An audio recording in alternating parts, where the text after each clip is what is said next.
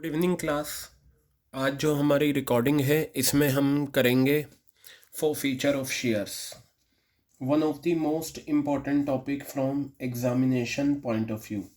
For feature of shares, shares का forfeit होना। Clear है बात ये? ठीक है, तो आप बहुत ध्यान से देखिएगा इस टॉपिक को। इसका क्या मतलब है फॉर फीचर ऑफ शेयर्स का? You know very well, face value, equity share की फेस वैल्यू कितनी होती है? 10 रुपये। सपोज मैंने एप्लीकेशन का अमाउंट लिया 4 rupees, allotment I assume 3 rupees, first call 2 rupees and second and final call, second and final 1 रुपी। तो इस तरीके से ये 10 रुपये बन गए। ठीक है, कंपनी ने इशू करे यानी कि ऑफर करे 20,000 शेयर्स। ठीक है, और सब्सक्राइब यानी कि अप्लाइड जो हुए वो भी 20,000 हुए। सब्सक्राइब कितने हुए? 20,000 शेयर्स हैं। Okay, no problem. ये जो 20,000 शेयर्स होंगे इसमें बहुत सारे शेयर होल्डर होंगे। किसी ने 1,000 अप्लाई करे होंगे, किसी ने 500 करे होंगे, किसी ने 3,000 करे होंगे। तो सब मिलाकर 20,000 शेयर्स अप्लाई हो गए। ठीक है, तो बेटा होता क्या है, जब शेयर्स अप्लाई किए जाते हैं तो उसके साथ एप्लीकेशन मनी तो आ जाती है। क्या आ जाती है? एप्लीकेशन मनी आ जाती है। जब शेयर्स अप्लाई होते हैं उसके साथ बेटा एप्लीकेशन मनी आती है। अब ज़रा आप ये देखिए, मिस्टर एक्स एक शेयर होल्डर है, इसके पास हैं 500 शेयर्स। कितने शेयर्स हैं मिस्टर एक्स के पास? 500 शेयर्स हैं, ये रहे। ठीक है, अब मैं आपको यहाँ पर बताता हूँ, मिस्टर एक्स ने 500 शेयर्स पे एप्लीकेशन का तो पैसा दे दिया होगा। ठीक है, जब जैसे ही एप्लीकेशन मनी एक्सेप्ट हो गई मिस्टर एक्स की, क्या हुआ? जब उससे अलॉटमेंट का पैसा मांगा तो उसने पैसा देने से इनकार कर दिया। ठीक है, तो देखिए मिस्टर एक्स के पास 500 शेयर्स थे, मिस्टर एक्स से अलॉटमेंट का पैसा मांगा, मिस्टर एक्स ने अलॉटमेंट का पैसा देने से मना कर दिया। ठीक है, अब सवाल ये है, मिस्टर एक्स ने अलॉटमेंट का पैसा देने से मना कर दिया। फॉर फीचर ऑफ शेयर्स का मतलब होता है, ध्यान से सुनिएगा, जब कोई share holder, again I repeat, जब कोई शेयर होल्डर अलॉटमेंट का पैसा देने से मना कर दे, फर्स्ट कॉल का पैसा देने से मना कर दे, सेकंड कॉल का पैसा देने से मना कर दे, ठीक है, तो हम क्या करते हैं, ऐसे में उसके शेयर्स फॉरफिट कर लेते हैं। फॉरफिट का मतलब होता है जब्त कर लेना, और उसने जो पैसा दे रखा है वो उसे वापस नहीं होता। क्लियर हुई बात? दोबारा से मैं कहूँगा, फॉर फीचर ऑफ शेयर्स, जब कोई शेयर होल्डर अलॉटमेंट का पैसा ना दे, फर्स्ट कॉल का पैसा ना दे, सेकंड कॉल का पैसा ना दे, ठीक है, तो जो पैसा नहीं आता, ठीक है, कंपनी क्या करती है, ऐसे शेयर होल्डर के शेयर्स फॉरफिट कर लेती है।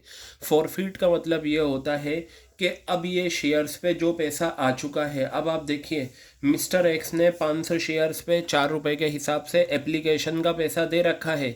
जब अलॉटमेंट मांगा तो उसने देने से मना कर दिया। कोई बात नहीं, अब होगा क्या, कंपनी जो है ना एक नोटिस भेजती है 14 डेज़ का, और ये कहती है भाई ये जो तुम्हारा अलॉटमेंट का पैसा था ये हमें भेज दो इंटरेस्ट के साथ। अगर तुमने ये 14 डेज़ में हमें पैसा नहीं भेजा तो हम 14 डेज़ के बाद क्या करेंगे, तुम्हारे इन शेयर्स को फॉरफिट कर लेंगे।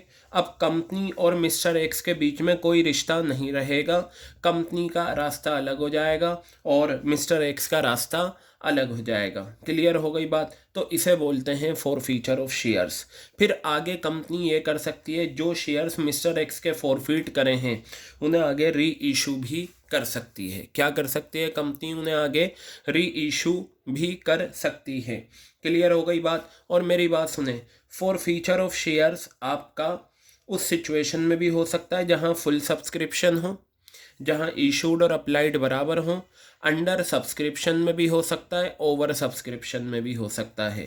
ठीक है, इसकी क्या होती है, फॉर फीचर की जर्नल एंट्री होती है। क्या होती है? फॉर फीचर की जर्नल एंट्री होती है। तो वो जर्नल एंट्री आपको देखनी है। ठीक है, अब यहाँ पर देखिएगा आप ध्यान से,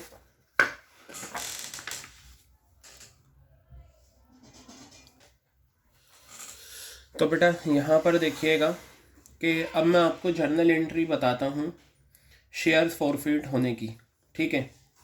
और एक जर्नल एंट्री होती है, किस तरह से करेंगे वो मैं आपको बता दूँ, ध्यान से देखिएगा। चलिए हम ये लेते हैं कि यहाँ पर इशूड शेयर्स हुए हैं 20,000, सब्सक्राइब हैं 20,000, ठीक है। क्या हुआ, हमने ये अलॉटमेंट की एंट्री पास करी, share allotment account debit, share allotment account debit to share capital, share allotment account debit to share capital account. Clear है।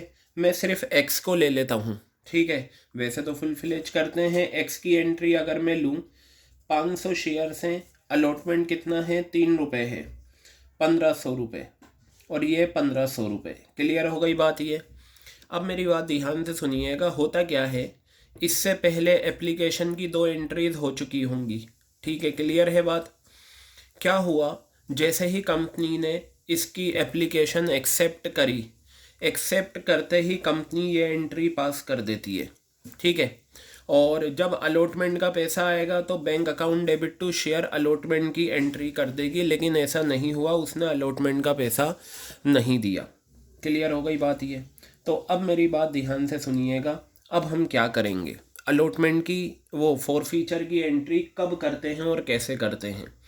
देखिए, अलॉटमेंट की जो फॉरफीचर की जो एंट्री होती है, उसको करने के लिए आपको 2 बातें ध्यान से देखनी है। जब भी शेयर फॉरफिट होंगे तो आपको ये देखना है कि शेयर्स ओरिजिनली इशू पार पर हुए हैं या प्रीमियम पर हुए हैं। तो उसके लिए मैं यहाँ पर लिख देता हूँ,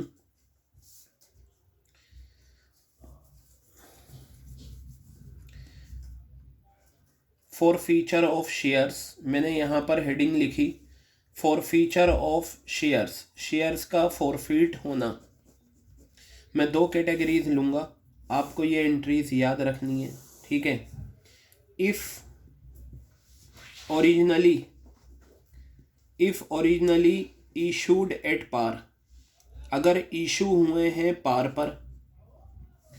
if originally issued at premium, if originally issued at premium, if originally issued at premium.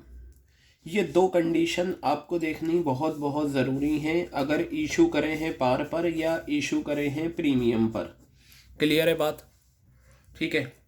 पार का मतलब 10 वाला शेयर 10 रुपये में बेचा, जो ये सिचुएशन है। प्रीमियम का मतलब 10 वाला शेयर 10 रुपये से ज़्यादा में बेचा, ठीक है।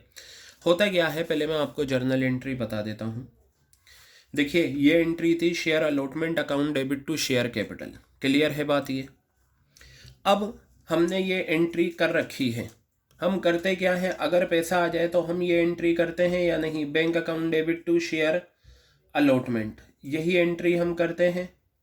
और 1500 रुपये यहाँ दिखाएंगे, 1500 यहाँ दिखाएंगे, अलॉटमेंट का पैसा आ गया। लेकिन ऐसा हुआ नहीं, ये एंट्री हम नहीं कर पाएंगे। क्यों? क्योंकि उसने, मिस्टर एक्स ने अलॉटमेंट का पैसा नहीं दिया। आप एक चीज़ सोचिए, जब आप एंट्री करते हैं share allotment to share capital और पैसा अगर आ जाए bank account debit to share allotment, तो शेयर अलॉटमेंट डेबिट हुआ है 1500 से और यहाँ शेयर अलॉटमेंट क्रेडिट हुआ है 1500 से। ये और ये कैंसिल, तो कंबाइन एंट्री हो जाएगी bank account debit to share capital. Clear है बात। लेकिन ये एंट्री नहीं हुई, क्यों? क्योंकि पैसा नहीं आया। अब क्या होगा, ये जो एंट्री है इसे हमें कैंसिल करना होता है। क्या करना होता है? हमें इसे कैंसिल करना होता है। तो बेटा हम करेंगे क्या, ध्यान से देखिएगा। जब हम कैंसिल करेंगे, शेयर कैपिटल क्रेडिट हुआ था, आप इसे कैंसिल करके क्या करें, debit, share capital account debit. Clear हो गई बात। क्या करा हमने, शेयर कैपिटल अकाउंट डेबिट, ये डेबिट हो गया। टू, कौन सा पैसा नहीं आया, अलॉटमेंट का पैसा नहीं आया, ठीक है, टू शेयर अलॉटमेंट, ठीक है। उसने अलॉटमेंट का पैसा नहीं दिया। मान लो अगर उसने फर्स्ट कॉल का भी नहीं दिया क्वेश्चन में, तो आप यहाँ लिखोगे टू शेयर फर्स्ट कॉल। क्या लिखोगे आप यहाँ पर, टू शेयर फर्स्ट कॉल लिखोगे। मान लो उसने सेकंड एंड फाइनल का भी पैसा नहीं दिया, to share second and final call. क्या लिखेंगे, to share second and final call, final call account. Clear है बात। और बेटा सुनो, ये पैसा नहीं दिया अलॉटमेंट का, फर्स्ट कॉल का नहीं दिया, सेकंड कॉल का नहीं दिया, और बताओ उसने एप्लीकेशन का पैसा दे दिया। और मैंने आपको बताया फॉर फीचर जब होते हैं शेयर्स तो जो पैसा आ जाता है कंपनी वो वापस नहीं करती, वो कंपनी का हो जाता है। तो बताइए कंपनी की इनकम हुई या नहीं। और आपको पता है नॉमिनल का रूल कहता है क्रेडिट ऑल इनकम, सारी इनकम क्या होंगी, क्रेडिट होंगी। तो आप क्या करेंगे, ये जो एप्लीकेशन का पैसा आया है ये आप सबसे आखिर में लिखा करो, और इसे हम लिखते हैं टू फॉरफिटेड शेयर्स अकाउंट। क्या लिखते हैं, to forfeited shares account. Clear हो गई बात ये। अच्छा सुने, इस एंट्री में 3 पॉइंट हैं। पहला पॉइंट तो शेयर कैपिटल हमेशा हमेशा डेबिट होगा। आपको इस तरीके से याद रखना है, मैं आपको बता दूं, ये नंबर 1 पॉइंट है, ये नंबर 2 है, ये नंबर 3 है। शेयर कैपिटल हमेशा हमेशा डेबिट होगा, जो पैसा नहीं आया वो उसी नाम से क्रेडिट होगा। अगर अलॉटमेंट नहीं आया अलॉटमेंट क्रेडिट, फर्स्ट कॉल नहीं आया first call credit, second call नहीं आया सेकंड कॉल क्रेडिट। क्लियर हो गई बात ये। और जो पैसा आ गया वो फॉरफिटेड शेयर्स के नाम से क्रेडिट। दोबारा से रिपीट करूंगा, शेयर कैपिटल हमेशा हमेशा क्या होगा, डेबिट होगा।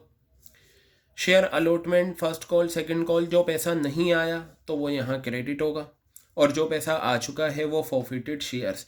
यूजुअली फॉरफिटेड शेयर्स हम बैलेंसिंग फिगर करके निकालते हैं, कैलकुलेट करके भी आ जाएगा। ये जो शेयर कैपिटल होगा इसे मैं आपको बता दूं, इसकी जो कैलकुलेशन होती है वो होती है number of forfeited shares, number of forfeited shares multiply called up amount, called up amount जो पैसा मांगा। कॉल्ड अप का मतलब जो पैसा मांगा। शेयर कैपिटल हमेशा क्या होता है, number of forfeited shares multiply called up amount. Clear हो गई बात ये। मैं एक एग्जांपल से भी इसे समझा दूंगा आपको, ठीक है। तो आप देखिए, चलिए मैं इसे एग्जांपल से समझा देता हूँ, फिर हम क्या करेंगे आगे हमारी एंट्रीज होनी है उसे भी हम ये समझ लेंगे। देखिए मैं यहाँ लेता हूँ मिस्टर ए।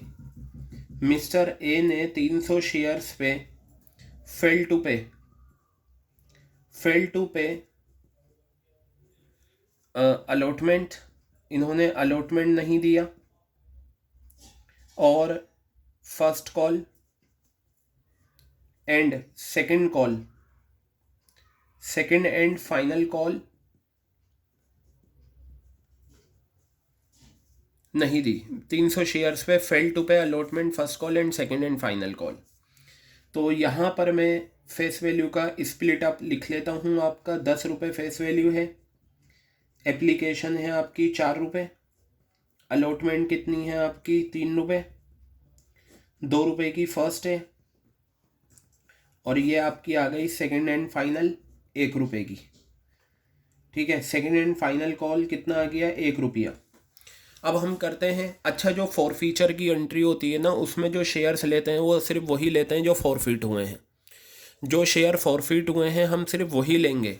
शुरू से तो आप सारे शेयर्स की एंट्री करते आएंगे, लेकिन जब शेयर फॉरफिट होंगे तो हम फॉरफीचर की एंट्री करेंगे।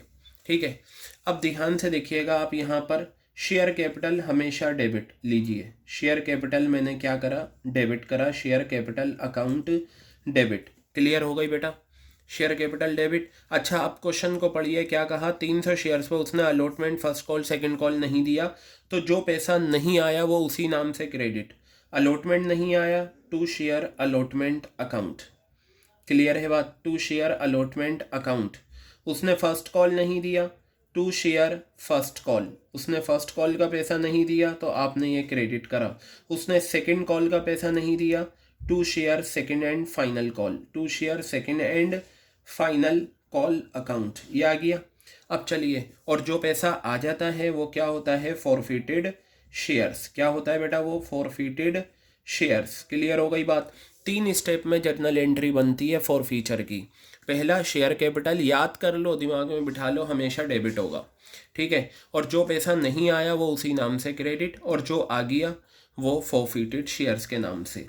अब ज़रा मेरी बात ध्यान से सुनिएगा, ठीक है। शेयर कैपिटल, मुझे ये बताइए कितने शेयर फॉरफिट हुए हैं? 300। कॉल्ड अप अमाउंट, कंपनी ने सारा ही पैसा मांग लिया, 4 और 3, ठीक है, 7, 2, 9 और 10 रुपये, 3,000 रुपये ये आ गए। इधर देखिएगा 300 शेयर्स हैं, एक शेयर पे अलॉटमेंट कितनी है? 3 रुपये। 300 शेयर्स हैं, एक शेयर पे फर्स्ट कॉल कितना है? 2 रुपये। 300 शेयर्स हैं, एक शेयर पे फाइनल कॉल 1 रुपये। तो ये आपका 900, ये 600, ये 300। बेटा चाहो तो ये बैलेंसिंग फिगर करके निकाल लिया करो, हम ज़्यादातर क्वेश्चन में बैलेंसिंग फिगर करके निकालेंगे। 3000 में से अगर मैं ये माइनस करूँ तो ये 1200 आ गए। अब ये 1200 कैसे आए बताइए? 300 शेयर्स पे उसने एप्लीकेशन के 4 रुपये दे रखे हैं, तो ये 4 रुपये आपके पास आ गए। क्लियर हो गई बात ये? तो बेटा ये जो आपकी एंट्री हुई है, ये आपका क्या है? फॉरफीचर की एंट्री कहलाती है। क्या कहलाती है? फॉरफीचर की एंट्री कहलाती है। समझ में आई बात या नहीं? ठीक है। अच्छा, मैं एक चीज़ और आपको बताना चाहता हूँ इसके अंदर। चलिए पहले इसे हम कर लेते हैं, वो चीज़ मैं आपको बता दूंगा, जब क्वेश्चंस करेंगे तब बता दूंगा। वो ये है बेसिकली, यहाँ जो पैसा नहीं आया आप उसी नाम से क्रेडिट करते हो। 2 share allotment, 2 share first call, 2 share second and final call, आप ये तीनों ना लिख कर, ये वो पैसा है ना जो नहीं आया। और याद रखना, जब कोई शेयर होल्डर, ठीक है, पैसा नहीं देता तो पता है क्या होता है? Calls in arrears. क्या होता है बेटा? वो कॉल्स इन एरियर्स, ये बहुत आएगा, ठीक है। इस पर इंटरेस्ट भी होता था, वो आपके सिलेबस से हटा दिया गया है फिलहाल, कॉल्स इन एरियर्स। तो आप चाहें तो यहाँ इन तीनों की जगह ये ना लिखकर यहाँ लिख सकते हैं, एंट्री हो जाएगी आपकी share capital account debit to calls in arrears to forfeited shares. लेकिन हम जहाँ क्वेश्चन कहेगा कॉल्स इन एरियर्स के लिए, वहाँ पर हम करेंगे, और अगर नहीं कहेगा तो हम नहीं करेंगे, क्योंकि कॉल्स इन एरियर्स ऑप्शनल होता है। एक होता है कॉल्स इन एडवांस, एक होता है कॉल्स इन एरियर्स। तो कॉल्स इन एडवांस तो कंपलसरी होता है, लेकिन कॉल्स इन एरियर्स ऑप्शनल है, आप चाहें तो करें, चाहें तो ना करें। तो अगर मैं कॉल्स इन एरियर्स लूँ तो मैं ये तीनों को ना लिखकर, allotment first call second call को ना लिखकर, मैं यहाँ लिख लूँ टू कॉल्स इन एरियर्स, और फिर 300 शेयर्स पे इन तीनों का अमाउंट एक साथ में दिखा सकता हूँ। चलिए हम क्वेश्चंस करेंगे तो मैं वहाँ पर ये चीज़ बताऊँगा आपको, क्योंकि यहाँ स्पेस नहीं है, अदरवाइज़ मैं यहाँ बता देता। फिलहाल हम आते हैं if shares originally issued at premium. इसका क्या मीनिंग है मैं आपको बताता हूँ। चलिए मैं यहाँ एक एग्ज़ाम्पल लिख लेता हूँ। 10 रुपये फेस वैल्यू है, लेकिन ये 12 रुपये में बिका है, तो 2 रुपये का क्या हो गया? प्रीमियम हो गया, ठीक है। एप्लीकेशन आपकी कितनी है? 5 रुपये। अलॉटमेंट के टाइम भी आपके 5 रुपये हैं, लेकिन 3 रुपये आपके अलॉटमेंट के हैं और 2 रुपये प्रीमियम के हैं, ठीक है।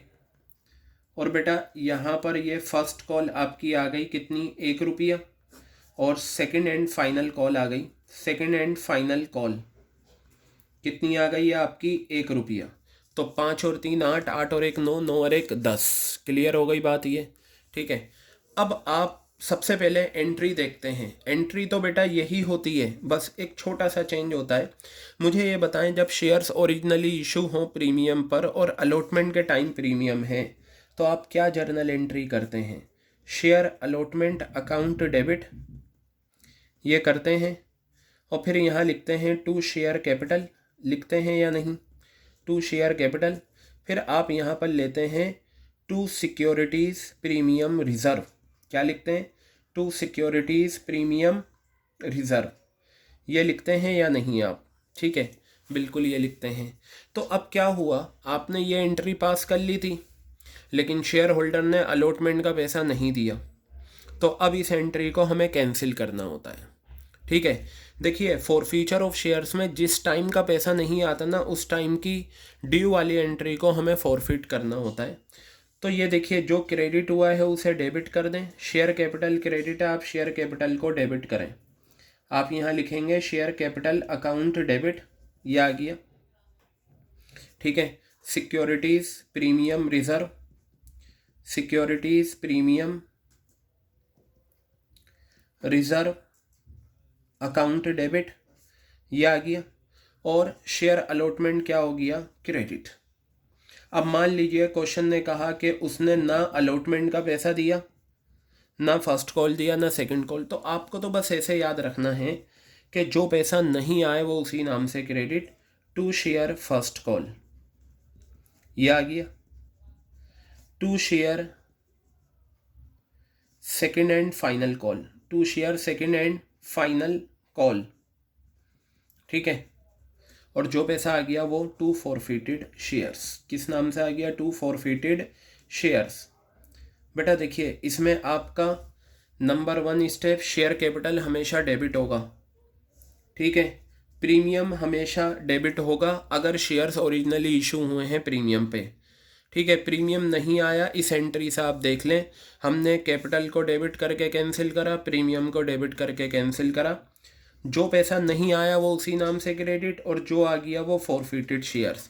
अगर आप ओरिजिनली इशूड एट पार को ओरिजिनली इशूड एट प्रीमियम से कंपेयर करें, एंट्री दोनों की फॉरफीचर की सेम है, बस यहाँ पर क्या है, प्रीमियम डेबिट हो जाता है। तो आपको एक बात ये अपने दिमाग में बिठानी है और याद रखनी है, बार बार मैं कह रहा हूँ, अगर शेयर्स ओरिजिनली इशू होंगे प्रीमियम पर, दोबारा से सुनिएगा, अगर शेयर्स ओरिजिनली इशू होंगे प्रीमियम पर तो फॉरफीचर की एंट्री करते टाइम आप प्रीमियम को क्या करेंगे? डेबिट करेंगे। अब मैं इस एंट्री को ऐसे भी बना सकता हूँ, देखिए, और शेयर कैपिटल आप लिखिए, शेयर कैपिटल अकाउंट डेबिट, ठीक है, ये आ गया। सिक्योरिटीज प्रीमियम रिजर्व, ये आप लिखिए, securities premium reserve account, securities premium reserve account debit, ये आ गया। अब मैं क्या करूँगा, इन तीनों का मतलब क्या है? इन तीनों का मतलब ये है, इसने अलॉटमेंट का पैसा नहीं दिया, फर्स्ट कॉल नहीं दी, सेकंड कॉल नहीं दी। याद रखना बेटा, जो पैसा नहीं आता वो कॉल्स इन एरियर्स कहलाता है। कॉल्स इन एरियर्स, वो पैसा जो मिलना बाकी है। तो आप यहाँ पर कॉल्स इन एरियर्स भी लिख सकते हैं। क्या लिख सकते हैं? Calls in arrears. तो इन तीनों की जगह मैंने कॉल्स इन एरियर्स लिखा, तीनों का अमाउंट ऐड करके लिखूंगा यहाँ, और यहाँ पर आ जाएगा टू फॉरफिटेड शेयर्स। क्या आ जाएगा बेटा यहाँ? To forfeited shares account. Clear हो गई बात ये? यही चीज़ आप यहाँ भी कर सकते हैं। यहाँ आप इन तीनों चीज़ों का ना लिखकर आप यहाँ लिख दें share capital debit to calls in arrears to forfeited shares. तो बेटा ये एक एंट्री होती है, ये रही। अगर shares originally issue at par हुए हैं तो आपको ये एंट्री पास करनी है। अगर शेयर्स ओरिजिनली इशू हुए हैं प्रीमियम पे तो आपको ये एंट्री पास करनी है। याद करने का तरीका, शेयर कैपिटल तो हमेशा डेबिट होगा, ठीक है, और जो पैसा नहीं आया वो उसी नाम से क्रेडिट, जो आ गया वो फॉरफिटेड शेयर्स। सिमिलरली अगर प्रीमियम पर इशू करें हैं तो शेयर कैपिटल और प्रीमियम दोनों डेबिट होंगे, बाकी जो पैसा नहीं आया वो उसी नाम से क्रेडिट, और जो आ गया है वो फॉरफिटेड शेयर्स के नाम से आ जाएगा। I think this point is very much clear to you, ठीक है। ये एंट्री थी फॉरफीचर ऑफ शेयर्स की। बेटा होता क्या है, इसके बाद कंपनी के डायरेक्टर्स अगर चाहें, अब ये बताइए, जो ये था मिस्टर एक्स, ये रहा मिस्टर ए, इसके पास 300 शेयर्स थे, इसने ना अलॉटमेंट का पैसा दिया, ना फर्स्ट कॉल दी, ना सेकंड कॉल दी, इसने बिल्कुल भी पैसा नहीं दिया, एप्लीकेशन का पैसा दे दिया, कंपनी ने मांगा तब भी नहीं दिया, नोटिस भेजा तब भी नहीं दिया, तो कंपनी ने इसके शेयर फॉरफिट कर लिए। अब ये शेयर्स कंपनी के हो गए। कंपनी अगर चाहे, डायरेक्टर्स चाहें तो इन फॉरफिट किए हुए शेयर्स को दोबारा से मार्केट में री इशू कर सकते हैं। क्या कर सकते हैं? दोबारा से मार्केट में री इशू कर सकते हैं। कौन करेगा री इशू? कंपनी के डायरेक्टर्स। तो एक एंट्री होती है फॉरफीचर ऑफ शेयर्स की, चाहे ये केस आएगा या ये केस होगा, दोनों में से कोई एक केस गिवन होगा। अगर ओरिजिनली इशूड एट पार है तो ये फॉरफीचर की एंट्री है, ओरिजिनली इशूड एट प्रीमियम है तो ये फॉरफीचर की एंट्री है। ये आपको याद रखनी है। तो फॉरफीचर की एक एंट्री होती है, उसके बाद वो जो फॉरफिट किए हुए शेयर्स हैं जब उन्हें हम मार्केट में री इशू करते हैं तो री इशू की एक एंट्री होती है, और फिर कैपिटल रिजर्व निकलता है उसकी एक एंट्री होती है। तो ये 3 एंट्रीज होती हैं। कई बार 8 नंबर में 2 या 3 पार्ट करके ये इस तरीके की एंट्रीज आती हैं। इवन प्रोराटा जो 8 नंबर का क्वेश्चन है उसमें भी आपको ये 3 एंट्रीज कंपलसरी पास करनी है, ठीक है। तो बेटा बिल्कुल दिमाग में प्रिंट आउट निकाल लो, अपने दिमाग में बसा लो कि फॉरफीचर की एंट्री यही होगी ओरिजिनली इशूड एट पार, और याद करना बहुत आसान। शेयर कैपिटल हमेशा डेबिट, जो पैसा नहीं आया वो उसी नाम से क्रेडिट, और जो आ गया वो फॉरफिटेड शेयर्स। यही लॉजिक यहाँ अप्लाई है, बस यहाँ प्रीमियम भी डेबिट हो जाता है। ठीक है, तो आगे की रिकॉर्डिंग में हम कवर करेंगे व्हाट री issue of forfeited share, shares का री इशू जो हमने करा है, फॉरफिटेड शेयर्स का री इशू, उसकी जर्नल एंट्री सीखनी है, फिर हमें कैपिटल रिजर्व निकालना सीखना है, और हमें इस पर क्वेश्चंस करने हैं। तो जो क्वेश्चंस होंगे वो नेक्स्ट रिकॉर्डिंग में रहेंगे। Till that you have to prepare this format, this recording in best possible manner and wait for next recording. In that recording we will cover some questions on forfeiture of shares in different cases.